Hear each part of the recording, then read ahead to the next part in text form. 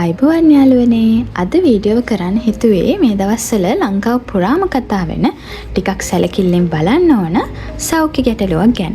ඒ තමයි මෙනින්ජයිටිස් රෝගය. ඉතින් ඇත්තටම දැන් ලංකාවේ තත්ත්වය මොකක්ද කියලා අපි බලමුකෝ. දැනට සෞඛ්‍ය අංශ වාර්තා කරන විදිහට නම් මෙනින්ජයිටිස් රෝගීන් ලංකාවේ 200කට වැඩි සංඛ්‍යාවක් රටේ ප්‍රදේශ කිහිපයකින්ම මේ කාලය තුල වාර්තා වෙලා තියෙනවා. මුලින්ම මේ රෝගය අඳුනගත්තේ දෙනියාය ප්‍රදේශයෙන්. ඊට පස්සේ දියතලාව, වැලිමඩ, රිකිල්ලගස්කඩ, මහනුවර, නුවරඑළිය සහ බදුල්ල වගේ ප්‍රදේශවලුනුත් මේ රෝගීන් වාර්තා වෙන්න ගත්තා.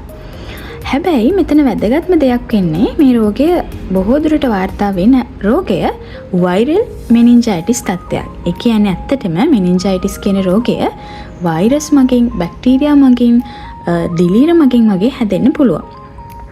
බොහෝ දෙනා බය වෙන බැක්ටීරියල් මෙනින්ජයිටිස් වගේ ඊටාම භයානක තත්ත්වයක් නෙවෙයි කියලා තමයි සෞඛ්‍ය අංශ දැනට කියන්නේ.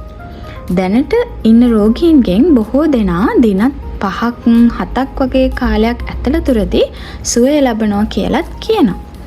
හැබැයි එහෙම කියලා මේක ගණන් නොගෙන ඉන්න පුළුවන් තත්ත්වයක් නෙවෙයි. මොකද මෙනින්ජයිටිස් කියන්නේ මොළය සහ සුෂුම්නා නාලය වටේ තියෙන ආවරණ පටලය වල සිදුවන ආසාදන තත්ත්වයක්.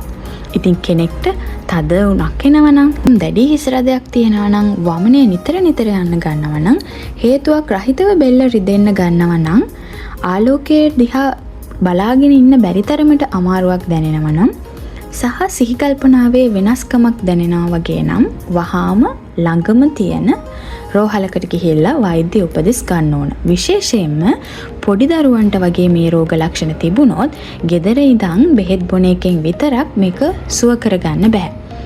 දැන් මේක ඇත්තටම පැතිරෙන්නේ කොහොමද? දැනට නම් සෞඛ්‍ය අංශ කියන විදිහට වෛරස් පැතිරෙන්න පුළුවන් අපිරිසිදු අත් හරහා, දූෂිත ජලය හරහා, දූෂිත ආහාර හරහා.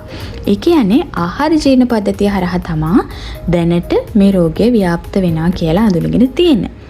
ඒකයි මේ දවස්වල පාසල් වලටත් විශේෂ උපදෙස් නිකුත් කරලා තියෙන්නේ.